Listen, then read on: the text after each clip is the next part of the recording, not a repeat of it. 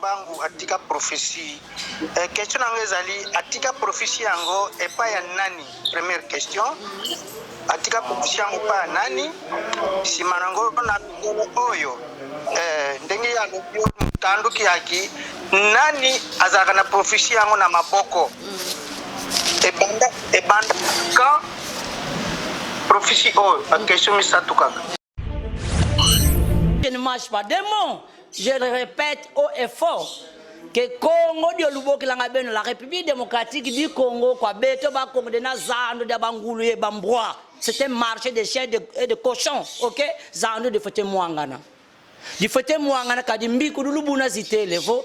Mutandu kinatimaza cette terre diverse vous bois lozola lolembozola. Aujourd'hui nous sommes en 2020 non 2022 mais tandu kinazmat ça fera 4000 ans. Donc au cours de cette temps de Kakinatimaza, il y aura des grands événements qui vont surgir sur la planète Terre. Et maman tu vas voici malungana. Quand Fumukimanga avait prophétisé en 1921, faut tanguina foana beno ba belge momal aussi loindela. Il y a des gens qui ont contesté à Longwa kuna Kimbangu. Yoko de Zotamla makolo ba belge. Mais le 4 janvier 59, les Belges ont perdu leur force. Ils ont vu des extraterrestres descendre, ils ont commencé à tirer aux extraterrestres, ils ont commencé à prendre fuite. Il y a Bamboa, na Bangulu. Mais ça, nous devons dire Fote Mwangana. Congo. Ah, ça selon les prophéties. Ce n'est pas moi qui l'ai dit, mais ça donne. Ce que vous éviter de révéler, bino. Notre pays est en train de partir. D'où c'est le moment de se soulever, de chasser les Rwandais au Rwandais et le Congo au Congolais. Il a été mal compris. Et ces jours-là, ce n'est que les adeptes de Bunda Congo qui se sont sortis.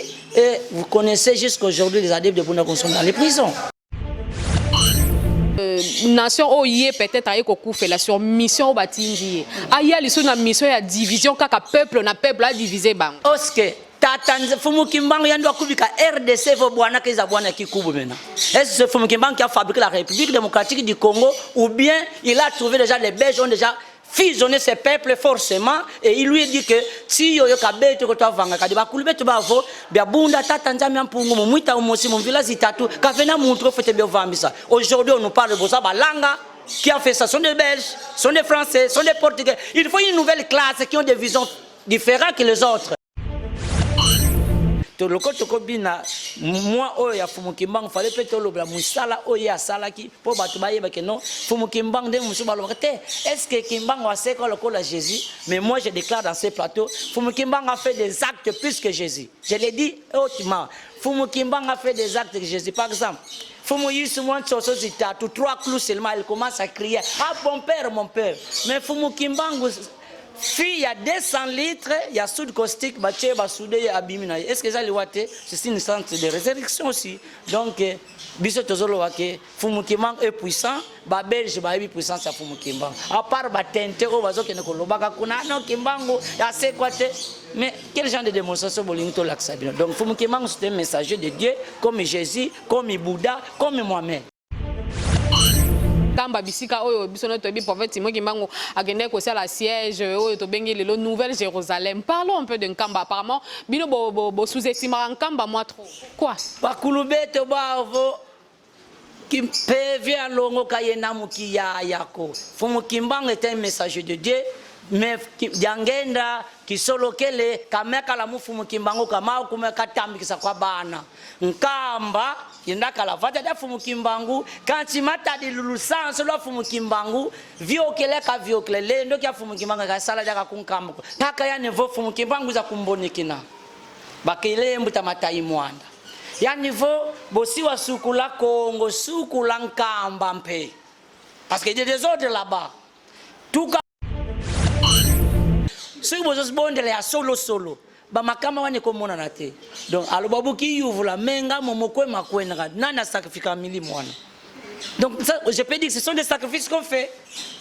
Kadi fulu ke na peve akedi ka tata nzambe bulu lombele ka fete kulutani na bitembo bilenda kuiza kadi kaluna niguswako. Mais boabwe vous faites ça Fumukimbangu mvuluzi. Kwa hizo vuluza kandida ndombe bantu bele sani sankumbwa ndi muvutu ka bafuidi. Keti Fumukimbangu yoyo basani yoyo yakedi ka evo ya luvumu. Alors, mais on a Nkamba et comme Jérusalem, c'est faux et archi faux. et bango nyonso baza kuna bazosala badefile bon bacomprendre biso na kikonto lobaka qui peuvent y longo kayena muki ya yako so bango bazobetela mbuta za kuna ke yende fumu kimbango mabatadi di mais les signes prophétiques za pa na yete selon onga na yok na tangi aw donc inkamba vate da bakongo ungeto mais musani sina yoke no mbanze ya Yerusalem kwa beto bakongo c'est miette pour moi négatif.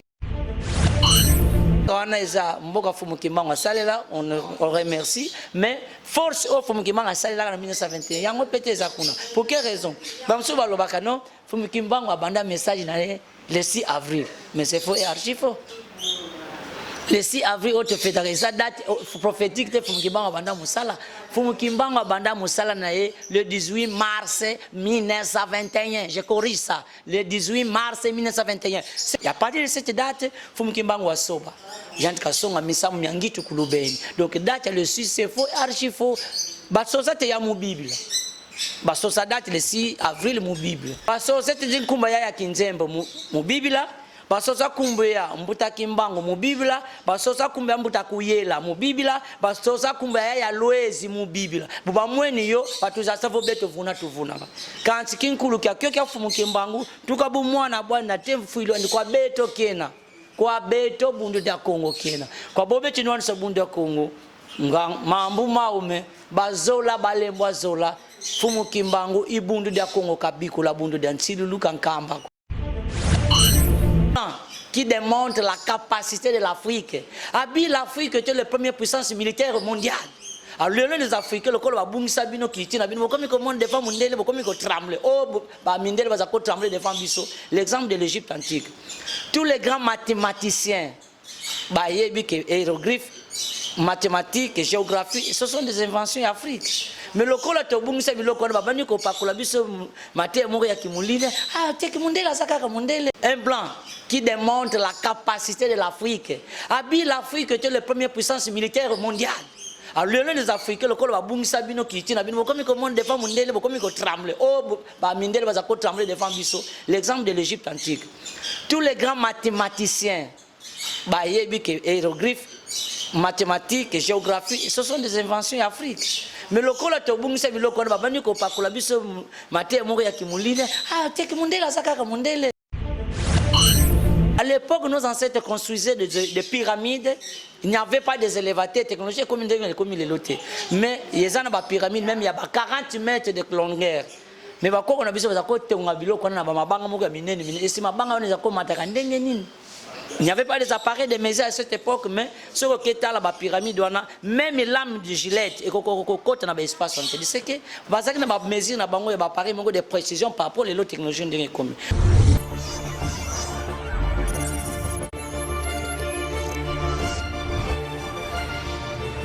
Abonnez-vous massivement na M La Grâce TV, chaîne moko ya bien, oezo ba makambo bien, oezo lakisa ba image ya bien binomo bozo monango. Bo s'abonner belé ba fan nyonso orgazi o bolinga ko orgazi bozana besoin actualité orgazi, bo s'abonner na M La Grâce TV, beaucoup mona ngai na M La Grâce TV. Salut à tous les abonnés de notre chaîne M La Grâce TV. Place vous la viso adresse to loba ezalaka mon kona kata chaîne M La Grâce TV. Place EP Sabino Boye BP Sabino Maëlle. Là nous tenons à dire merci et pas à patrocinador officiel hein, le maître boss hein, le cœur de sa femme c'est Azaria Bapoma. Wa bimu tazalaka mon kona liko feli bende hein apeso liko fi te donne $1000 va te faire soigner. Ye oyo vraiment zala ba force na biso so bito tenir musala oyo c'est grâce à lui hein. Mon IP derrière la caméra, ma fille chérie, hein, la benga qui mingi la lionne, Fulgence Miezi. Gros bisous à toi et pourquoi pas la bande de cognon sur Bolanda Bisso, on a fait sinon d'aba gros bisous pour nous motiver, bien nous s'abonner massivement à la chaîne d'Absisa sur Bolam. Les lots na continuité à mission to banda ki na mbutangimbi parce que tout le monde est belé ba bengaki et belé ba traita qui est misu babi ces messieurs fous ces messieurs donc azana ba kombo belé mazo ki na ba qualificatif et belé mais les lots pour nous continuer émission na biso et puis pour nous ça là surtout parenthèse sur ba prophétie à prophète Simon Kimbangu parce que ce tobi na octobre ezaka mois na et donc tobi déjà le 3 octobre ezaki jour azaki condamné les 12 jours oyo akufaki mais biso toza vraiment plus awa pendant kolobela sur le prophétie ya Simon Kimbangu pe na ba oyo ba ko intervenir na kati ya plateau na biso parce que baza na posa ba mo ba pesa lié bito ba tout na ba question par rapport ya sujet autre ba la fois passée.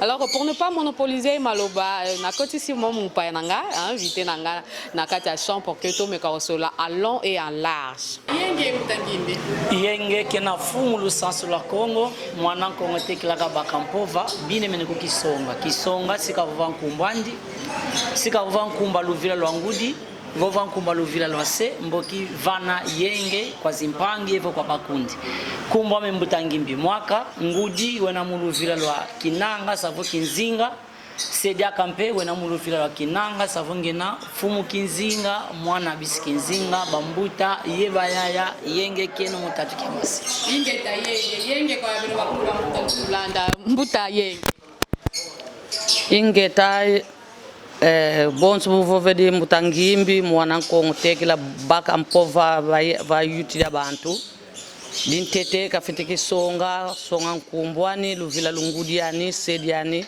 mboki ibosi sikavana yenge ingeta mono mvwende vantadisieno nkumbwame yaya ngombo malekama ngudiame vuidi muluvila lukimbenza na kiangala sediame vuidi muluvila lukabata na kyo idi na munu mwembenza na kiangala kabata na kyo yenge mutatu kya mase Yenge ingeta Mbutangi tu sais déjà que c'est un grand sujet où nous avons déjà débuté depuis la fois dernière mais actualité peut quand même comme édition na mboka parce que tout le monde bazo ki mamangu soit disant ba rebelle ba koti et ba bazo boma na ba mboka na bango tout le monde batumbi quand même ils ont vraiment ravagé mais toutefois comme les actualités tout le monde nous comme kolobelango par rapport à Mbutangi point de vue réaction à Mbutangi na minute ezana matondo yaya biso na kikongo tolobaka qui a dit qu'on va vivre sans misamu qui a mandimu. En français, on dit malheur à ceux qui comprennent toujours en retard.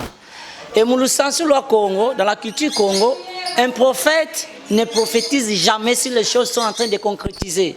Il avertit la nation. Donc nous, les Manassés, m'avaient déjà prédit tout ça. Ce n'est plus à nous de dire dans les réseaux sociaux qu'est-ce qu'il faut faire parce qu'on a déjà prévu ça. En 2017, le 7 août 2017, les Manassés avaient dit tout haut. Il a écrit beaucoup de documents dans toutes les nations de ce pays en disant que notre pays est en train de partir. D'où c'est le moment de se soulever, de chasser les Rwandais au Rwandais et le Congo au Congolais. Il a été mal compris. Et ces jours-là, ce n'est que les adeptes de Bunda Congo qui se sont sortis. Et vous connaissez jusqu'à aujourd'hui les adeptes de Bunda Congo sont dans les prisons. Donc aujourd'hui, on est à crier, ah non, il y a les Rwandais. Que devons-nous faire maintenant? Parce qu'on avait averti, les gens n'ont pas compris. Et aujourd'hui, les sorts sont là, on ne peut plus parler. On s'était. Merci beaucoup Mbutangimbi on est qui point de vue na yo parce que tout le monde m'a battu et belé surtout ngai moi donc ba benginga mingi mes réactions na bino nini réaction ya bambuta bazolo banini par rapport à tout ce qui se passe na Congo est-ce que bazo mona te yango bon local lelo tozali ki vraiment na Mbutangimbi occasion pesa meli biso ndo moni to bandi vraiment na question na surtout ya actualité on a ko faire comprendre pas ya battu quand même na point de vue na bino mais revenons à notre prophète Simon Kimbangu lingi to lobela lelo pona koyeba na no prophète Simon Kimbangu azaki nini parce que belé bazoko zwa kaka na ndenge ya prophète na ebite peut-être Mutangimbi ozana connaissance plus sur boyebi ya kotalisa bana ya mokimo maba mbuta oyo nyonso bakolanda biso ba makesa nyonso bakozwa opportunité ya kolanda biso lelo mukola lelo. OK na ebi pona biso Fumu Kimbangu mvuluzi eto notre sauveur il est sauvé comment par rapport ya musala oyo ya kosala. Biso na kikongo tolobaka mvuluzi unvoa kantika devako ça veut dire un sauveur vous ne pouvez pas l'emprunter ndenge ba africain bo komisa yeso amobiki sinabino mais sur na plateau sur te lobby est-ce qu'il y a un pasteur qui peut nous donner un exemple concret qui démontre que Jésus est venu nous libérer? Ça n'existe pas. Pour quelle raison? Biso na kikongo tolobaka ndenge nazana na musuni boye nde nako sala pour nako libérer peuple songolo mais fumu yiso maître Jésus c'est bien sûr c'est un sauveur mais mission naye ayaki osana mokilo eza bien spécifié ayaki ko libérer l'humanité toute entièreté parce que ce qu'autant na makomami dans la Bible Ce que l'histoire, il y a la femme cananéenne, et ça dans Matthieu 15, 22, 26. Jésus dit ceci, je n'ai été envoyé qu'aux brebis perdues de la maison d'Israël. C'est clair, le message n'est pas clair. Il a été envoyé aux brebis perdues de la maison d'Israël. Mais brebis perdues d'Israël, nous sommes des Africains. C'est pour cela, pour sauver une nation, Dieu envoie des messagers dans cette nation-là. Donc, Kimbangu, c'était mon Congo. Philippe Mbumba, c'était mon Congo. Vita Kimpa, c'était mon Congo. Yaya Mafuti sont des Congo. Donc, Tata Nzambe atinda ka donc batinda mina nation wana po ba ko libérer peuple wana. Ce boza na passe jamais aya ko tinda un belge ko libérer biso. Ce boza na passe jamais ko tinda ba français ba ko libérer biso. Ce boza na passe jamais ko tinda ba portugais ba ko libérer biso. Par exemple, Toza Angola. L'Angola a été colonisée par les Portugais. Ni ne zanga quitté ba Portugais ba lo bakete. Lokola yeso yako biksa biso tika bato oyo bazala na kima mais ba coloniser biso plus de 500 ans. Mais banane ba sari po angolais indépendants, ce sont des nationaux. Ba tela bambuta c'est la Bamboutanet, ils sont des sauveurs. Voilà pour dire que le côté Kobina, moi, il Fumukimbang, fallait peut-être le Moussala, Oya, Salaki, pour Batubaye, non, Fumukimbang, de Moussoubalorete. Est-ce que Kimbang a fait le Jésus? Mais moi, je déclare dans ces plateaux, Fumukimbang a fait des actes plus que Jésus. Je l'ai dit hautement. Fumukimbang a fait des actes que Jésus. Par exemple, Fumu souvent Sososita, tout 3 clous seulement, il commence à crier, ah, mon père, mon père. Mais Fumukimbang, il y a 200 litres, il y a soude caustique, est-ce que ça c'est une centre de résurrection aussi. Donc, biso tozolo wake Fumukimbang est puissant, ba belge ba puissant sa Fumukimbang. À part ba tente o bazo kene ko lobaka kuna no Kimbangu ya se kwate. Mais quel genre de démonstration bolingo l'aksabino. Donc Fumukimbang c'est un messager de Dieu comme Jésus, comme Bouddha, comme Mohamed. Mais comment un Mukongo qui peut venir sauver une nation, mais une nation envoyée pour la Congo, pas surtout sur les Africains, parce que plus surtout les Africains, tout le monde a race noire, pourquoi pas il y a qui pour la race noire pour une nation où il y a le Congo? Ok, c'est une bonne question. Tata Nzambe a un plan pour libérer un peuple aponaka, un peuple d'élite. Dans l'Afrique centrale, biso, Bakongo, Tata Nzambe a pesa musalana. Biso sok tozui élite wana réveil wana to bandi ko transmettre na bande kumususu. So tozui par exemple Israël. Mais ce aucun en Europe koyo que Israël les aliboto Tata Nzambe apona et sika ba arme d'élite non c'était les magapono ko éclairer opi mobimba. C'est pour cela pas na biso pe Bakongo za biso te to pomnango. Mais za volonté Tata Nzambe ke bino Bakongo bozala mutu na si chwana na lobaki biso toza mutu pe motema ya Afrique centrale. Donc Bakongo kaka ba besoin mission wana bazui mission wana ba matin na bango yangonde banda ko panda na Afrique mobimba. Voilà, tout ça peuple d'élite. Boza peuple d'élite mais tous ont amuké sur bateau ba meka ko tuna pe mais pourquoi ils en a certains o ya bino pe kaka ba benga ka prophète comme étant Nzambe na habité par rapport à la question na koloba.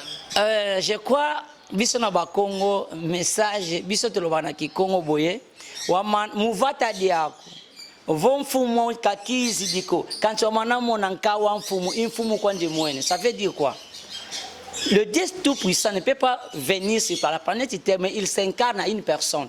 Donc, yango tolobaka zintu mwaza tata Nzambi zikuza salanga kisala mukanda dia Congo iminkawa mi tata Nzambi kwa beto dans le sens que de na Bible bolobaka non c'est lui qui a vu Jésus a vu le Père. Par exemple, ikingana kweni kimusiki abu Congo ndondo mweni nkawa mfumu kondi mweni donc tata Nzambi ayete mais à travers ba messager na ye o azolo bakati na bino donc tata Nzambi azolo la kati ndo azanzambe te peleko à cause à la moi parce que esprit Tata Nzambe za na biso nyonso mais ce que faire évoluer esprit na wana okosa pe makamusi par exemple na kozwa ndakisa Fumukimbangu à l'époque ya ba belge ba bi metozo meka ko pesa eloko boy azokufa te boto pesa e poison eza na démonstration moko ba belge basalaka bazui pigeon ka ya pigeon ba lambi yango bien ba tcheba matungulu biko abakimbangu zo olia lokola avec un grand esprit tant atal pigeon aussi va griller déjà tant atali pigeon c'est prononcer parole de pouvoir pigeon ezui sous mantala papa pumba kenayi ah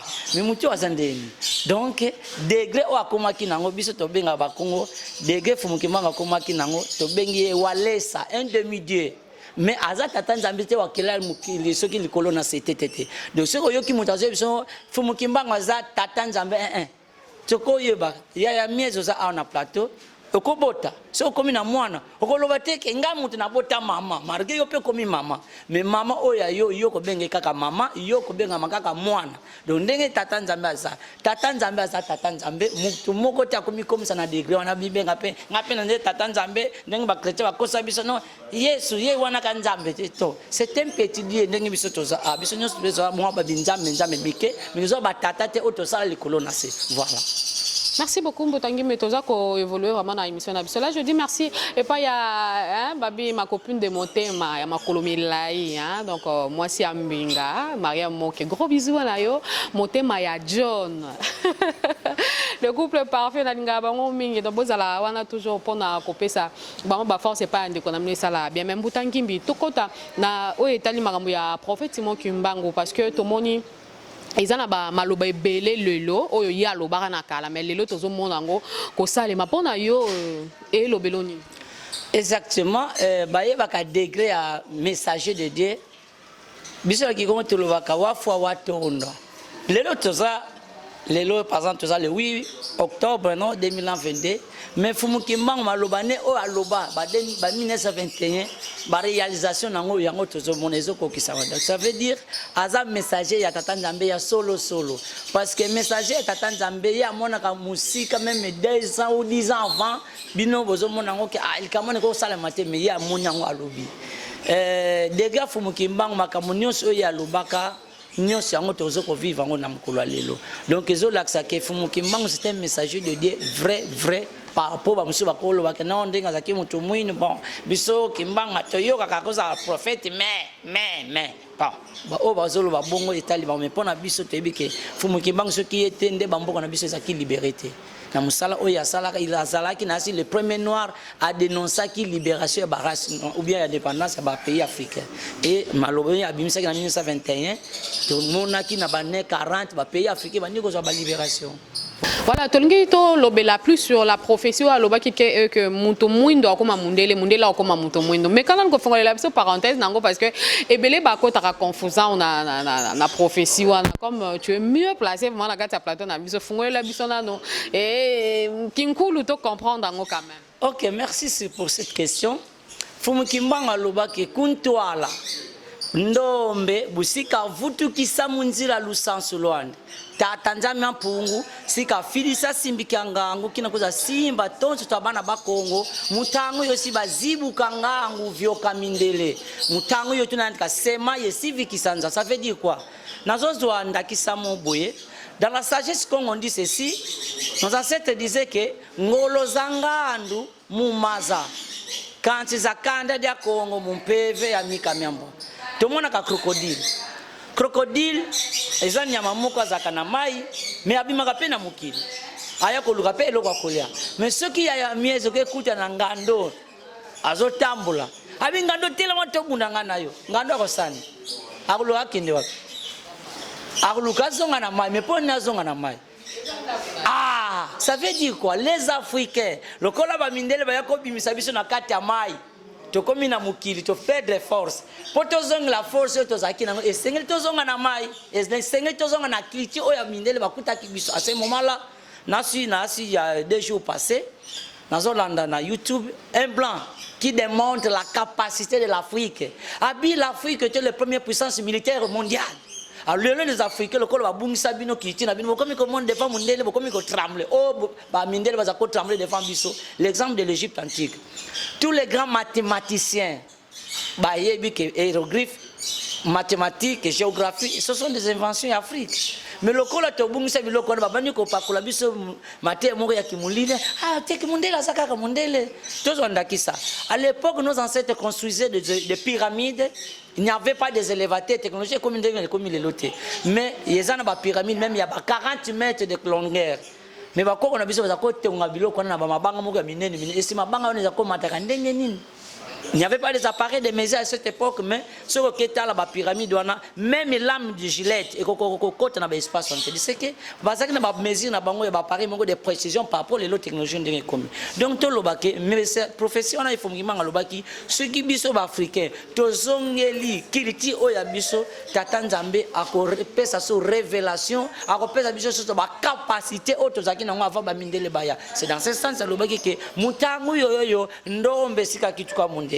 Donc les autres ont inventé mais tant que bana ko sala biloko na tobi ah na kalvaza ko ko sabiso ke mondele mutu mwinda ko sala loko mongote mais lelo tozo tala na ba image belé natala ki petit monde je crois na Bukavu asali moi avion ba apumbusha ngo eke ya ezongi donc ezoko laksa ba indice que ceux qui sont encadré batwana kala mingi te ba makam sezoya voilà. Mais tenant compte, il y a ce qui se passe au Congo, vraiment tout le monde a Goma, tout le monde a presque Kasaï, côté nini ya balelo comme on a vidéo qui sent tout ça disant rebelle n'habite puisqu'il y a une prophétie aussi moi qui mbangwa lobaka que il y aura un quatrième président de akozala loko la sauveur ya Congo mais tout le balelo to comme na cinquième président alors quatrième a outé koleka weza ki jikaka moi j'aime bien l'appeler jikaka mais toutefois jusque là tout le monde moi page tout le monde a pété na ndenge ya Congo selon la prophétie de prophète Mukimba. Ok, bisous qui comment tu le bagues, nazo répéter ce qui a dit qu'on va vivre en misa mukia mandimu. Au moni prophétie et cause en angonding ezali. Mais ce qui biso tozo ko manipuler système mo que notre sala boyepo to affluito meka ko qui ça selon ma volonté na biso mais prophétie ko tira la prophétie. Sur total bien parce que ils en andeng longa lobaka. Il y a des gens qui disent tout haut et les autres murmurent. Ce taliba prophétie à solo. Fumukimbango à Bikola, c'est vrai. Mais Bikoulouza Fumukimbango, il faut que l'on bon tu bouger na l'unina. Et ça n'a pas comme on dirait tricage. Ah, ngape, nazana ngana prophétie au thème, n'anga na mikote na place ngona kimwakasi. Tango mikote na makasi na place ngo. Bilemwe bana koya ba kataso ko mona ke ah. Ngana mikote isika ngona na kimakasi mais par rapport ya musana zo sala ezoko concordete. Donc na ba prophétie auto yebi biso Kongo dio fumukimanga benga kiango zandu dia bangulu ye bamboa. Marché ya bamboa na bangulu mais zandu de foté moangana Congo ana ah ça selon les prophéties ce n'est pas moi qui l'ai dit mais ça donne ce que vous éviter que tu révéler bino mais oui nous le savons pas Fumukimbangu bazo alongo na Kinshasa bazo kote na masuwa po ba mema na Lubumbashi kote ba mema ke na Katanga na prison tanga avasi atika population azo kota na masuwa atali likolo yani vunga ngeti kwenda kuntano nazo kena likolo mezandu dia bangule bambo dina mwangana omoni ya miezi Bakongo lokola toza ba détenteur ba prophétie belé tant que tozo dénoncer ngo bakolo ba ah bino bolingo bokabula mboka mais le longue ne menace il déclare haut et fort que la RDC n'a pas été créée par des Congolais des politiciens congolais mais ce sont la création de la Belgique aille que non premièrement ba o ba bi histoire té en 1885 lors de la proclamation des États indépendants du Congo je dis bien les Bakongo étaient les propriétaires du Congo central. Ok, les Bandundu, les Congo central. Nos autres compagnons, les Bangala, les Baloubs, ne faisaient pas partie de la RDC. Il y aura une émission que je viendrai ici, je vais décortiquer noir sur blanc. Jusqu'à 1897, que la Belgique a fabriqué la République démocratique du Congo.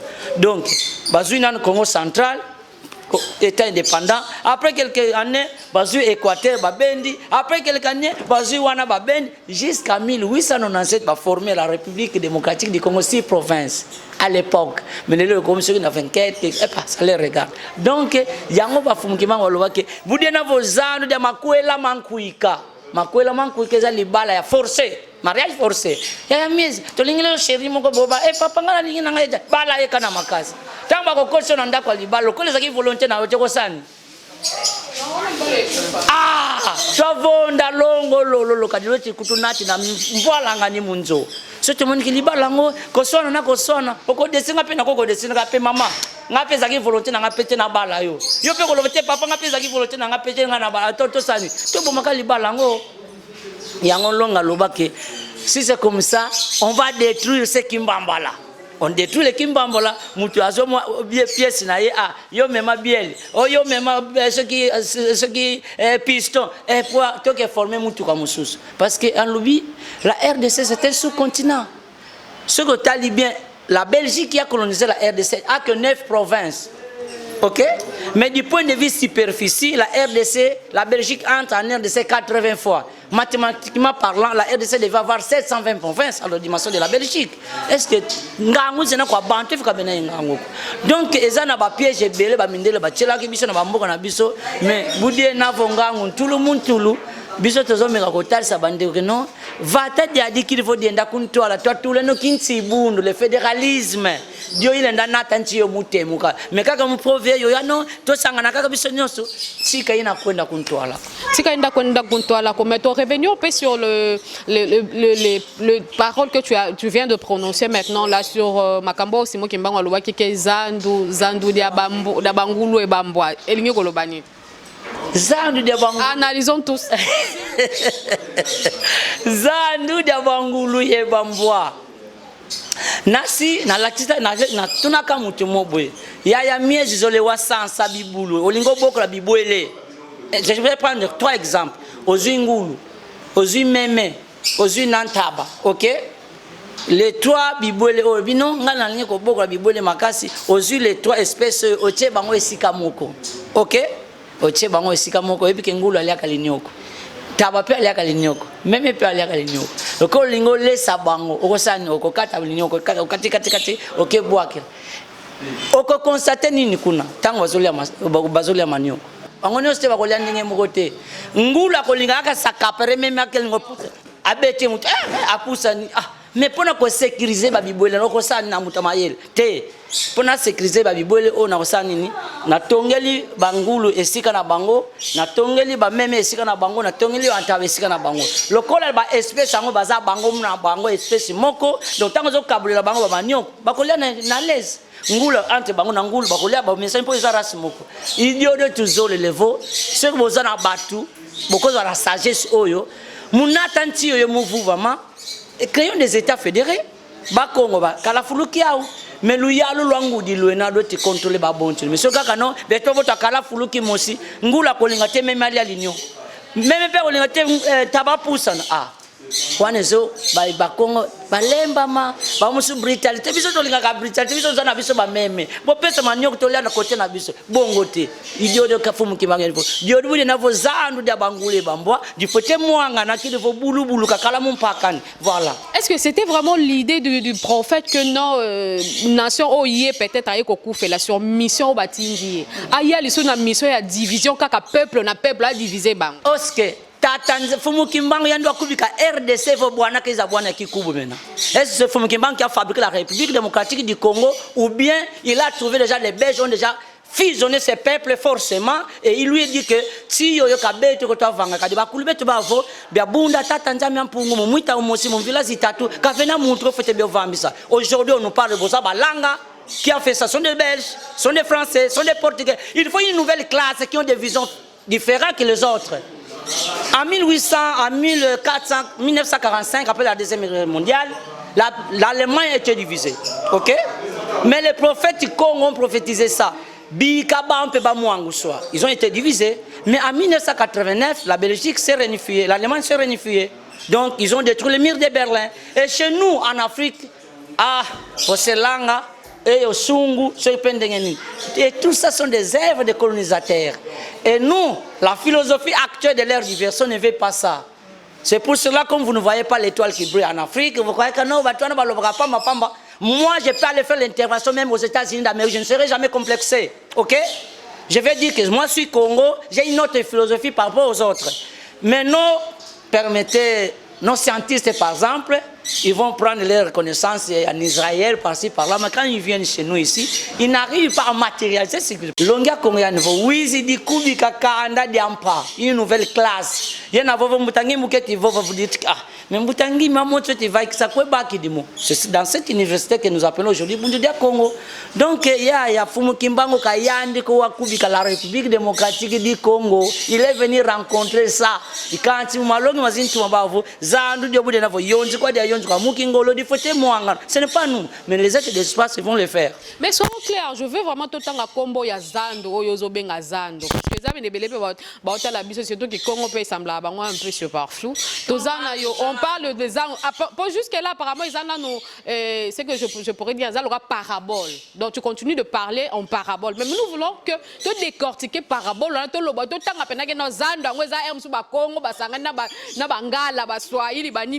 je suis clair ici, je ne marche pas des mots.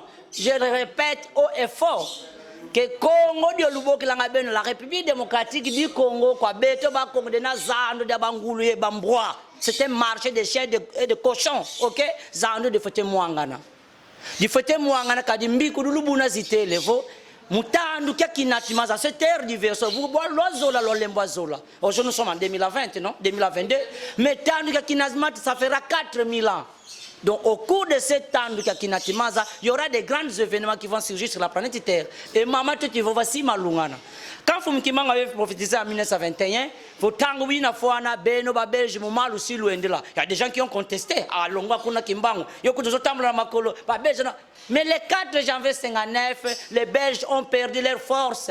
Ils ont vu des extraterrestres descendre, ils ont commencé à tirer aux extraterrestres, ils ont commencé à prendre fuite. Maman, tu vas voir si malungana.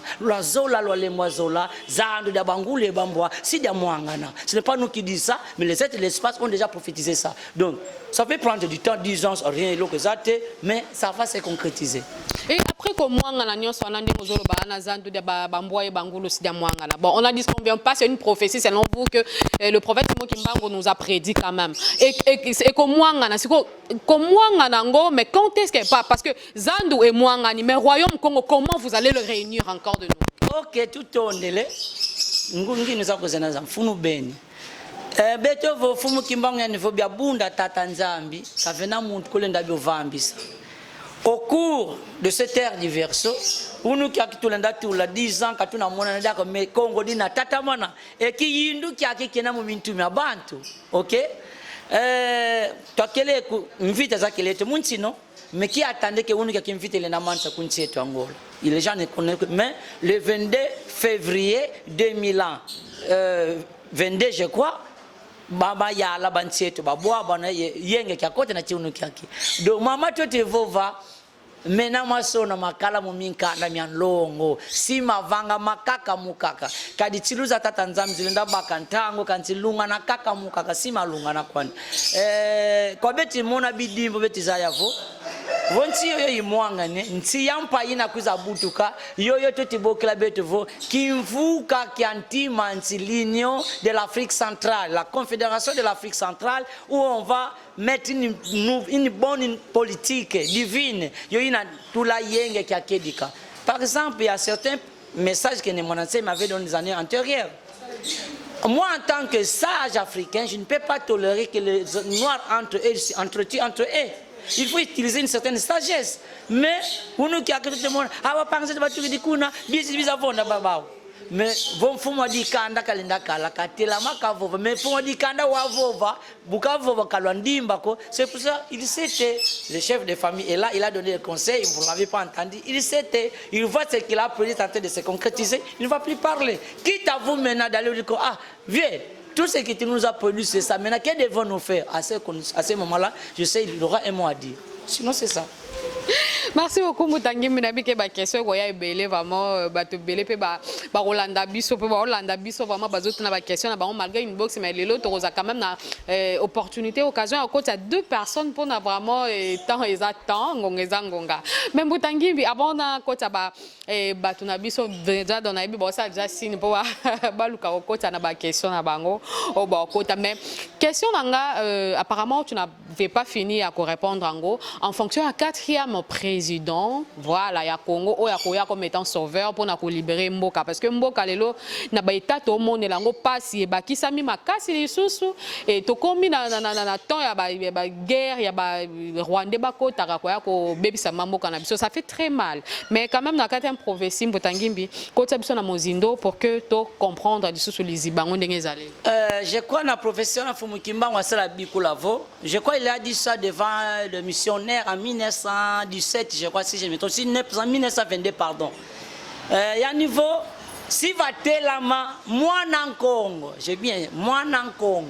Mais mon mwana Congo kwa betu tenda vo vankumbu mais le navo va le kola za mu Congo yanka bozolo ba bongo. Mais selon les signes prophétiques, hein, je dois le dire clair, selon les signes prophétiques ya fumu kimanga ndefo ndono sika nata yenge kakana kala mukanda diankaka kokafete kala kaka Congo e bunena von Congo kaloti kunza yako luna tata mana mona mpasi na te luna de visa fo par exemple tous on accès ba chrétien par exemple à l'époque ba nani ba israélien bazaki na Égypte selon les écrits buba tata mana kola mana Mose la souffrance a fait que augmenter.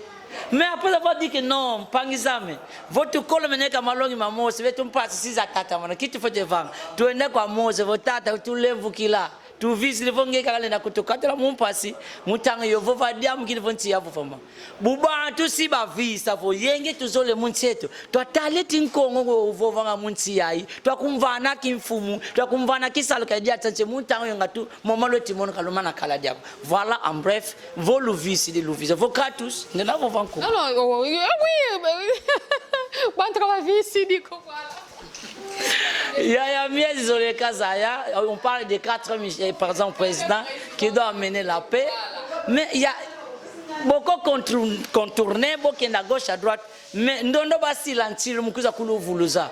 Azane wana, mais vous avez comment bino yete, vous avez c'est qui? Si Amilobela na ye, mais le col voyait bien bino yete. Parce que jusque là tout le monde a 5e président Azada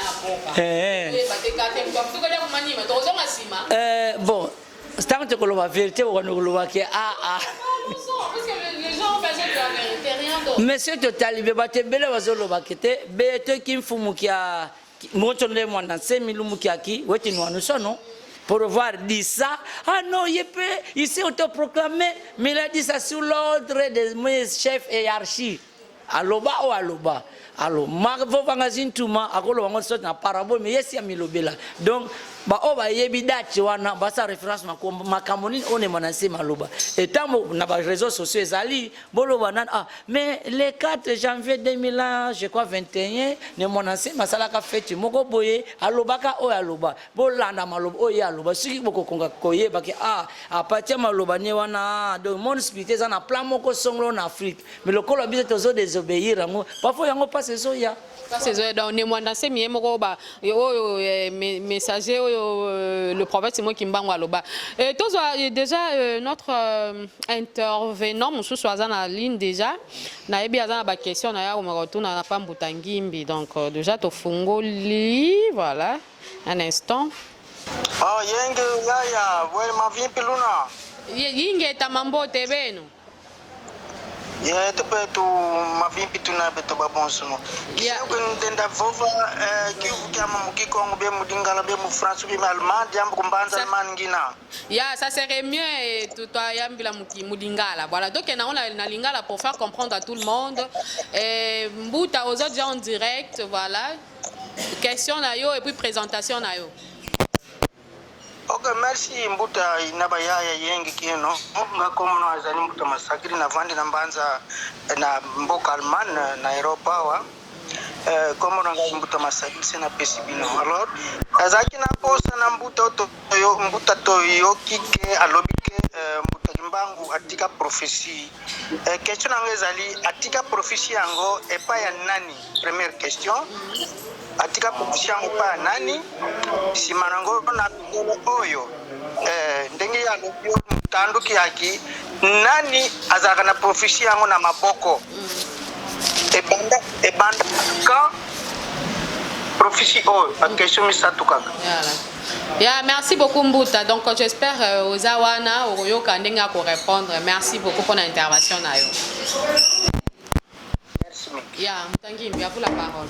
OK, Mbuta lobi na biso katuni question mutuna ke fumukimbango atika prophétie atika ngo pa nani et na mukolo lelo nani wana azana prophétie wana. OK, nasi na kikongo tolobaka tekelo watadia mona tante te diankulu. Avant loba ya lelo na zozonga mukesima. Alors aona akotika prophétie moko ya 1699. OK? 699 ezaki na prophétesse moko ya mwana mwasi comme na ezaki yaya mafuta.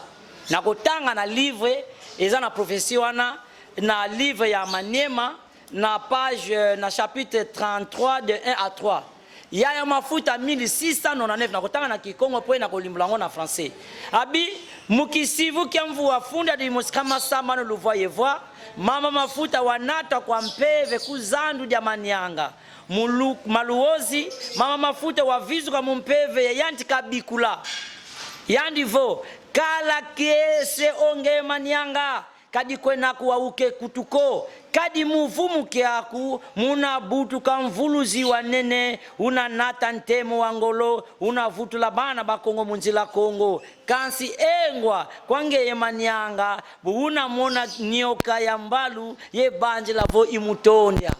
Ça veut dire quoi? En 1699 il y avait une prophétesse femme appelée Yaya Mafuta ba memaki na vision na luozi azo prophétiser azo lobata comme quel luozi vo kala kiese zalane sengo yo manyanga parce que na kati ya libumu na yo ekobima un grand sauveur oya kozongisa bana nation bana Congo munzila Congo pona ko confirmer maloba oyo na kozonga susu na prophétie ya Fumukimbanga ya 1921 Fumukimbanga watela makukongo ye kulu muna ngiti ngila ya nene ya ningi sa Kongo mindele mya luyalu mya makompani ye mya mindele mya mpelo mya misioni midianga visi bya bantu mya fuema yezoma Fumukimbanga mumvuo woka kwa 1921 buka tuka kuluozi yevutikisa kunkamba Fumukimbanga ya nivo kumadimba si kwa tela mambangi ya nene mudiambu diande nzila Kongo si ya tata mana songwa kwa bana ba Kongo bana lema na muwa ye visa na teye mbwete te yantilulu ina telema kumanyanga maluozi kadinti wankunjo ya yele kuna kumanyanga mpulusi kumanyanga ina tuka ibonso bobo mwanda vile kasongele dio comparant mbiglo ya wafuta 1699 Fumukimbanga wiza yo singi sadaka vo kumanyanga maluozi ntukidi ntingele kuna kadi mpulu si kumanyanga inatuka mbuta chikutu yuvu la kiuvu keto prophétie yango atikila ngo pana na nazo ya kosilisa. Donc ça veut dire que bilembo ezo lakisa ke muntu oya yako continuer musala wana akobota mela na manianga parce que prophétie wana toyoki yango na 1699 paya ya mafuta Fumukimbanga yeko confirmer yango na 1921 sikoyo nakotika mokilene ya molimo Fumukimbanga atika ki prophétie wana pa mfumbuta mpadi makengo tozo tanga prophétie ezolo babwe pa mbuta mpadi en 1951 bukakala lukufi mufwa Fumukimbanga ya niveau mono kibeni mbumba ye mwanda katuna kala diaka munza ya iko kansinge ye mpadi kuna fwako kadi ingeye una siswa kukongo dia kati mukala mbangi ya muningo waludi wa kisalukiame kadi bobo bana vwata nkumbwame ye vovla kisalukiame kabanzeyeko kibazeyeko yekabazei kwa tukasalukiameko ngeye mpadi siwa tata mana tela salukiame kimbangi na teye nlongi wantilubuka na kwiza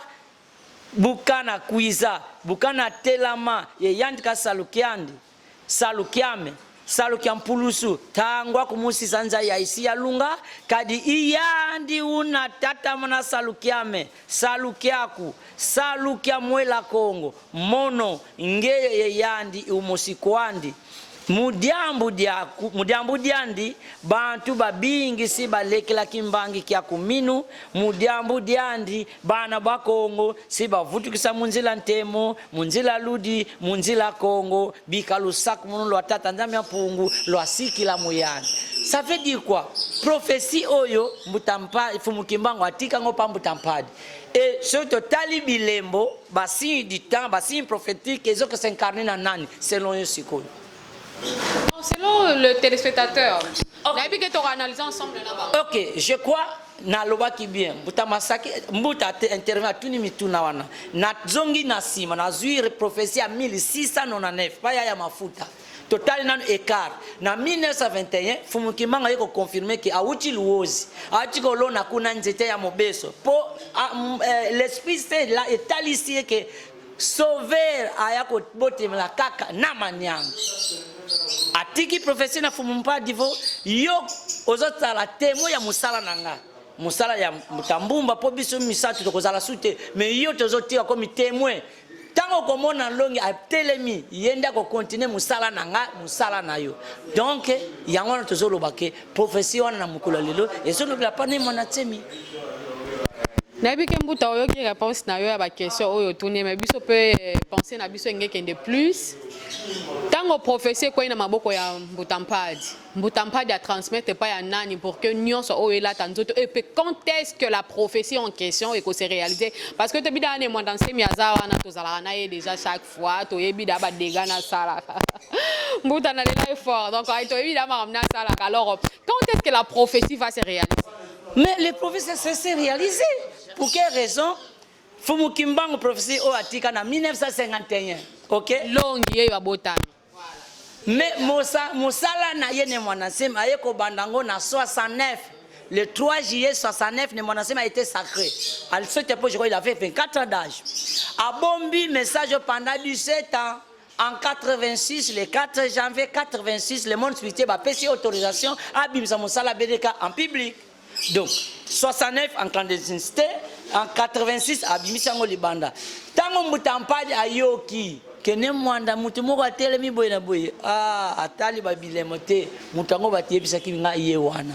parce que na makongo komba mutampadi ezali tango bapubliaki makongo na le 30 août 92 mutampadi wana na nakufi te azalaki nano témoin donc ye babi yo kokufa te soki omoni nlongi te lokola monaki nlongi abi prophétie ekogisami donc inatiki mokila ya musuni azungine na mokila molimo voilà les prophéties sont déjà réalisées parce que le Mwanase Mazawana, mais qu'est-ce que le Mwandansemi a sali par rapport à sauver pauvre? Tant qu'on déjà moutoabi sauveur et nu.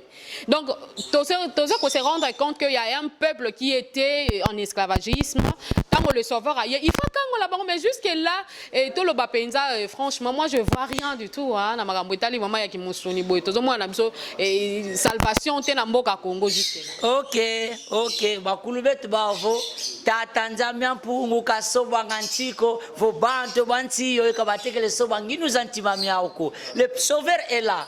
Mais si vous désobéissez, j'ai pris un exemple, non? L'Israël était colonisé, était en esclavagisme en Égypte.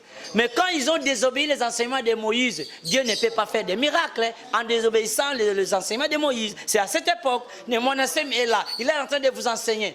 Il a enseigné, il a donné un message qui est dans une chanson, il y a un niveau. Luisa kwa mono longa batu babo, munzaya mvimba kabanze yiko, tangu buifane si yikwenda kwa me.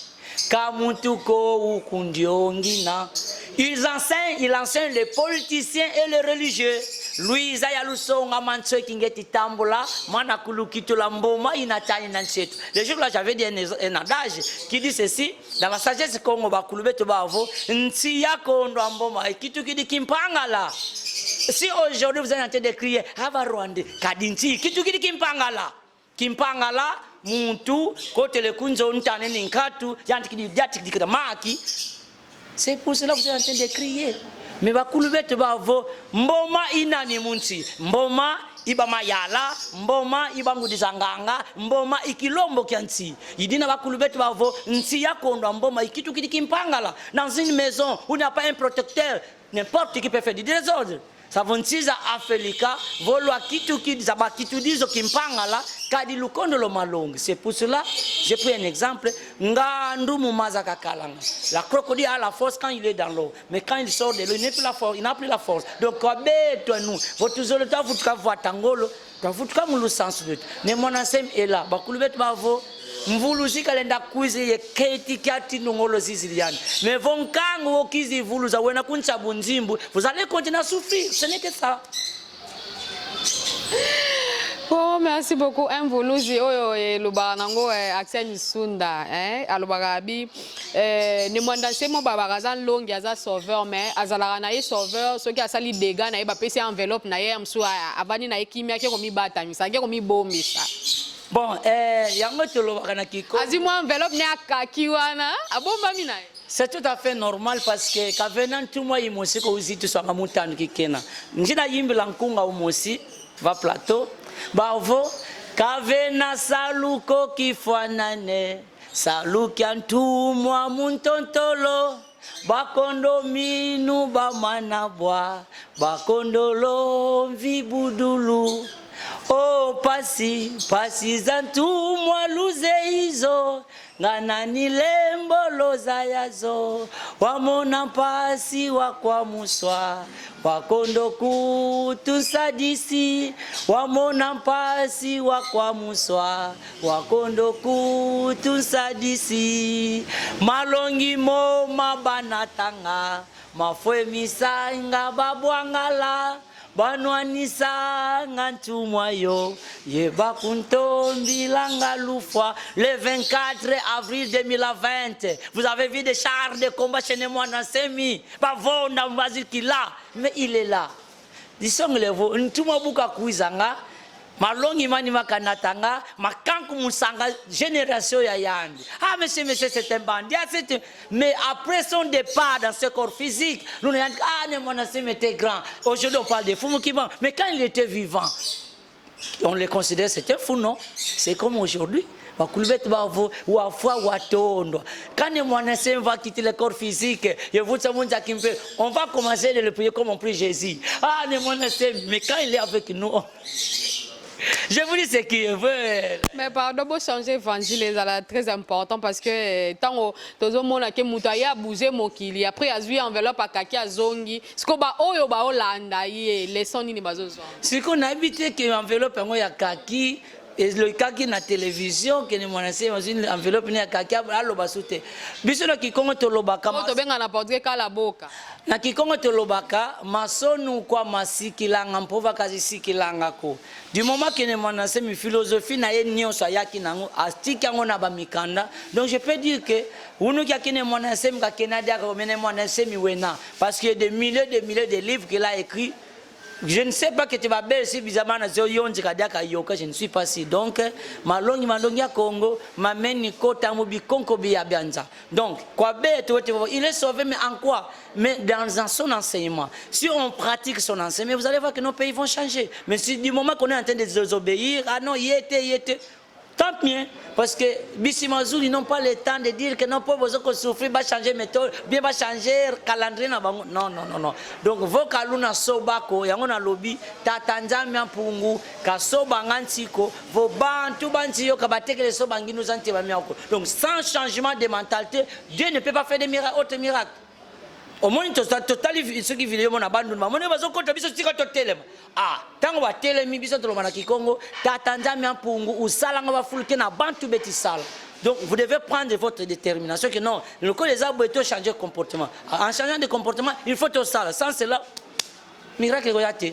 Miracle Koyate, merci beaucoup Mbutangimbi, vraiment tout qui est déjà dans cochuté. Moto yani ne to ko kanga pona le prophète Simon Kimbangu po yende wa zaki sauveur. Hein, zaki maintenant donc la tête. Je crois na ba prophétie ototangi, tozui prophétie ya mafuta, tozui prophétie ya Fumu Kimbangu et yeto ko conclure na prophétie atik na ko le testament atik la Mbutampadi. Donc alobi bien que muntu oya ko continuer musala nanga longi antilu et longi antilu yana to bengi lelo ne mwanda semi longi ya Kongo donc prophétie oyo Fumu Kimbangu atika que muntu ako continuer musala oyo biso totiki ye wana yo pa dizalaka ka témoin tango mona mutu wana bani musala na ye ah ngongo na kotika mukilo eko koka donc les prophéties vrai ya Fumu Kimbangu oyo ezolobela que non tango mona longi ko bana musala na tango no ikosila parce que Fumu Kimbangu lobaki longi wana yende aya ko continuer musala ya Fumu Kimbangu donc s'il y a des gens qui se proclament quand ngape Fumu Kimbangu bimelinga est-ce que aux longi te c'est longa analyse ya ngai Fumu Kimbangu lobaki mutu ya ko continuer musala na titre ne ekoza nango ya miezi mais comment musu ko bakisama longi oza no ya matondo mais combien ko bakisama likolo longi donc so koza na degré wana soza na titre prophétique wana te donc eza yo pété de kolobla Fumu Kimbangu te parce que so lobile Fumu Kimbangu donc ndire ozoko contredire malobo ya tikaki Pour tout le monde peut belé ba émission surtout to meka ko sala ba recherche na ba ndenge na biso ba émission belé pe tout le monde ba sali ba bi longi akoruta na ngambu ya ba États-Unis d'Amérique parce que bisika oyo nani mbuta pardon bisika oyo simo kimbango alobeli keno bana oyo ba uti na Afrique ba kokende na ba mboka ya mipaya bangonde oyo ba kozwa mayele ya ba paya nde ba kozonga pona ko ya kobundela mboka akoruta na mboka États-Unis kino ayaka awa na Afrika ya kopesa wezali délivrance, hein, dans d'autres termes. Ok, nazoye melonzembo. Pour bisonyo c'est préparé. Mukinkole loyenda zimpangizeto inzenza kaka watu vambisa bukaluna tamuna ntiza mputu bwabutu vutu kisimonana beno loyenda yebeto twasala katuve wanga nzitu suko tutadilo anga bonso bulu bya finda idina tubule no vangu kyo o nkembo tuvana nkembo kwa tata nzambya pungu tuvana nkembo kwa simbi keto tuvana nkembo kwa bakulu beto buba tufidi sidi longi vonge ye kunja sidi vombi kudulu longi o fote kuza ku États-Unis ka fote tuka me pova zafu mukimbango ya nivo kuluozi ntukidi kumanyanga maluozi nti wankunju ngele kuna kumanyanga kadi mpulusu kumanyanga inatuka kiuvu kyame eki vatadisia pova zafu mukimbango ye bivwa mvalabyo byo byetivova kyampo vatuna simbidila. Donc, devant un maître et un élève, quel est le message faut-il de te tenir? C'est de l'élève ou bien c'est du maître? Donc moi, je suis ici devant ce plateau, je déclare haut et fort, l'unique message de mon côté c'est ça. Il y a vos voisins tout maza Congo. Mon bête il va faire tout cas aux États-Unis, vont longue aux États-Unis quand tout cas. Mon anglais quand nous allons là-bas Congo vos boy. Non, quand venez dire mon comment qui cause ça, mon kinkole bayenda. Belle longa lusans la bisimputu boabu banka katuyanti kidi wavo je vous appris beaucoup de langues voilà iwa mukiandinga kana kuza longa la bakongo mukingelezo en anglais kadi bakongo base vova nga kingelezo vofu mukimangu sika vova kwa bakongo mukikongo kana kubavuvisa wa yandi longo na toko États-Unis muki anglais kana kuza longela buna ni teleke kazeki ko Kalenda aussi, il parle. C'est tout à fait bien sûr, mais la prophétie ne nous dit pas la référence que Saint-Long viendra aux États-Unis d'Amérique. Les prophéties laissées par nos ancêtres disent que Saint-Long viendra naître à Manyanga Maluosi. Kumanyanga kanatuka, voka kanatuka kumanyanga kakena longi, voilà les références. Mais parlons un peu de Nkamba aujourd'hui parce que Nkamba pe na moni ndeti bino bobeta Nkamba sabo parce que Nkamba bisika oyo bisono to bi prophète mo kimbango agende ko sala siège oyo to bengi le Nouvelle Jérusalem. Parlons un peu de Nkamba apparemment bino bo sous-estimera Nkamba moi trop. Quoi? Bakulubeto bavo qui pevi alongo kayena mukiya yako. Fumu kimbango est un messager de Dieu. Mais jangenda kisolokele kameka la mufumu kimbango kama kumeka tambikisa kwa bana Nkamba yendaka la vata da fumu kimbangu kanti mata di lulusanso lo fumu kimbangu viokele ka viokele lendo kia fumu kimbango ka sala jaka kunkamba. Pour un exemple, je dis ce que je suis en train de dire dans ce plateau. Le 12 octobre 2014, moi j'étais présent, ok, à Kinshasa. Kaka ya nevo fumu kimbangu za kumbonikina. Bakele mbuta matai mwanda ya niveau bosi wa sukula Congo sukula Nkamba mpe parce qu'il y a des autres là-bas tout kabundu dia je te un exemple que je te prends tout kabundu ya Congo ya antiquaire de 86 na te unu kiaki tu kwenga muzinkutu kuno zanene on nous a fait des attentats par-ci par-là mais kakumbu yi Moscow bundu da Congo kavengi vonza aucun accident de 86 na te unu kiaki mais beno lo disala PV tatanza muke dika mimvumya vyokele kunima bantu batukidi kukintsasa voka mukwenda ko emuvuto ona wavo Nkamba didi kampindu fumu kimbangu fete fukisa ngamiele na bantu yandize vo bantu kizavukisa Botangi mi parlo lingala po c'est très important mamozolo pour ba comprendre pangizame mono kadi ambuke tsika ezabuye nalobike otuninga mutuna poni to beta Nkamba kara oui to ko beta Nkamba kara parce que fumu kimbangu a evra kuna tangwa zakina mukilo mais pour le moment ba oyo ba komisi Nkamba Jérusalem eza na Congo te Jérusalem eza na Israël ceux qui ngana yo to longwe out aux avions na 4 de février ba comme ça biso Israël to comme quoi terri na aéroport na bango ko so ba bien au 4 de février so pende to kiti pont Jérusalem yango. Mais comment ça fait ba transférer nkamba ya signification ya nkamba na Kikongo la kisi la paix. Ngemba, c'est ça la signification d'un kamba. En Kikongo, comme le monde qui a dit, il y a un kamba, ça veut dire qu'il y a un ngemba qui gouverne. Donc le mot kamba, ça signifie la paix. Yeng, la paix. Alors, mais on a dit kamba, et comme Jérusalem, c'est faux et archi faux. Et ben, on a dit ça va défiler. Bon, va comprendre, bisous qui compte au Blobaka. Qui est PV yan longo ka yena muki ya yako so ibango azobete la mbuta zako na keyende fumu kimbanga mabatadi di mais les signes prophétiques zapa na yete selon onga na yok na tangi aw donc inkamba vate da bakongo ungeto mais musani sina yoke no mbanze ya Yerusalem kwa beto bakongo c'est miette pour moi négatif. Mais tout le monde peut biloko malamu ezo salema na nkamba mutu asaleli mai ya biki mutu asimbi libanga ya nkamba biki mutu akena mausolée nde toyokaka parce que je n'ai jamais fréquenté mais mes sœurs quand même bakenda kuna bayebi mambo na zoloba donc okena mausolée o basalela prophète Mokimbangu okoti babiku to ya musoso ko simbi na nimo bachane ko rouler yo et buti no likolo qui dit sur la mabelle tu n'as même pas le droit de toucher à ça donc pour dire que bimangu esalema kuna mais pourquoi vous eke fumu kimbangu bukakala sala kunkamba bantu biza kumbwana fumu eto kuvata da kiuketi kiwembo vata ni muzikati kundamuza songo eti kundamuza kulungongo koko angunza imositele mene kuna bimangu keti vanga fumu kimbanga nivo kamumvangulu abimangu kolona zaila selo kya tatanzam kadi selo bien kadampe mbampe vanga kwa bavanga bimangu donc ça ne dit pas que boulwele zevo il y a des magiciens qui font des ziki bene biwiti des magies qui font des démonstrations.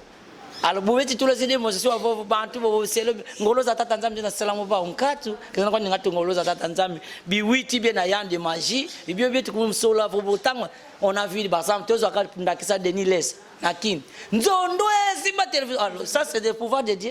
Mais parfois que nous avons eu l'eau qu'on a une maïdaï, nous sommes en Nigeria, ceux qui wapi, alors tant que lati, azali bosso, azotanga bil, mais na se yemo avec nous en amoto nanga, qui n'a qu'un aussi quelque part. Donc quoi beto, va t'aller en kamba, quoi balé ne doit bout de la vous, va t'aller ça la fumu kimba, va t'aller tout moyen beto, vous le savez tout tondele, mais momo kayani kasi, c'est comme ça la diaka kuna.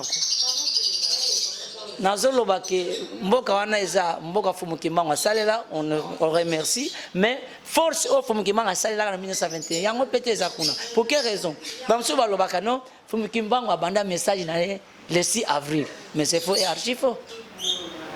Le 6 avril autre fait ça date prophétique de fumu kimbango abanda musala fumu kimbango abanda musala na le 18 mars 1921 je corrige ça le 18 mars 1921 ce jour là kunkamba tango alamukaki il y a un ange de Dieu qui est venu le visiter.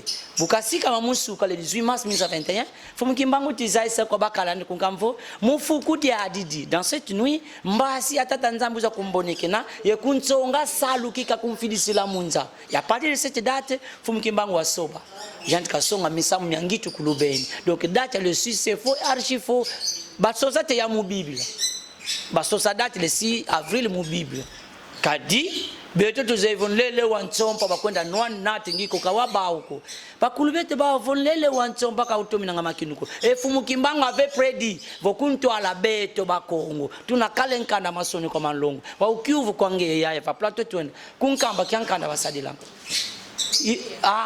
baso sete zinkumba yaya kinzembo mu Biblia basosa kumbuya mbuta kimbango mu Biblia basosa kumbuya mbuta kuyela mu Biblia basosa kumbuya ya loezi mu Biblia buba mweni yo batuza savo beto vuna tuvuna kanti kinkulu kya kyo fumu kimbango tukabu mwana bwana temfu ilo ndi kwa beto kena kwa beto bundu da Kongo kena kwa bobe tinwana sa bundu da Kongo nga mambu maume bazola balembwa zola fumu kimbango ibundu da Kongo kabiko la bundu da nsilulu kankambako.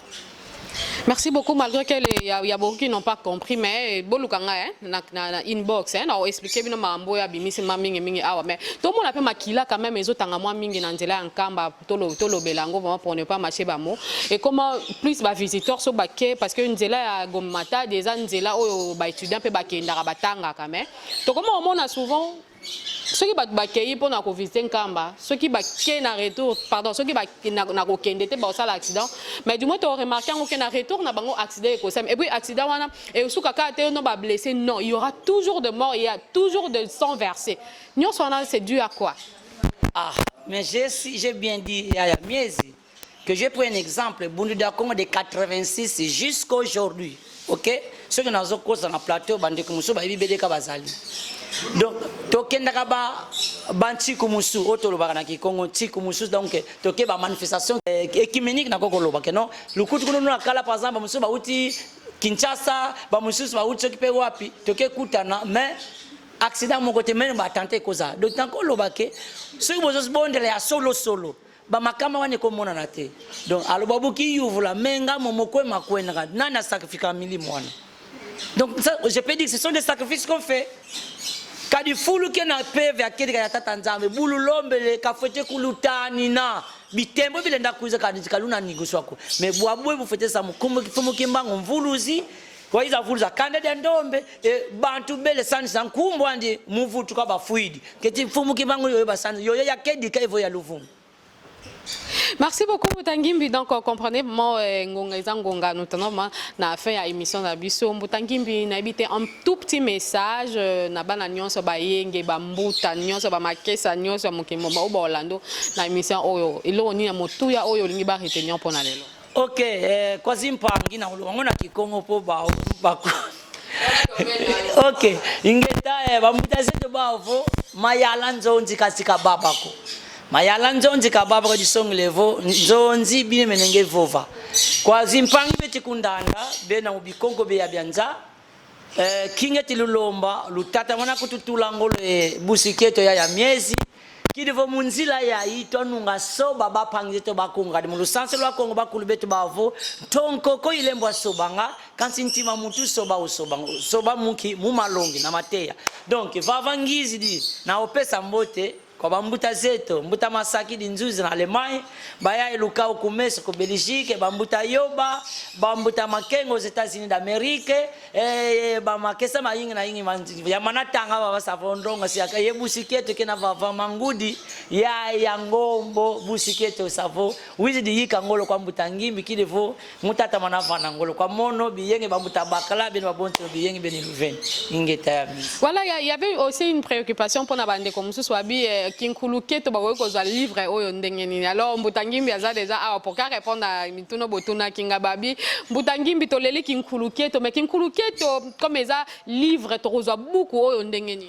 OK ça nasi na bandeko balanda biso bamikanda ne mwana nsemi ya BDK eza pona BDK kakate eza na ba africain nyonso donc musala na biso eza to pesa connaissance na bandeko na biso donc ceux eza na mutu aza na posa mukana ko pesa pe contact ceux baza na niveau lowana no bo luka Mbutangimbi na ko pesa contact 00244 924 671 866 donc ceux ko moninga okozwa ba livre o nyonso koza na ngo posa na ba bibliothèque ya français ezali ya kikongo soute ezali donc voilà.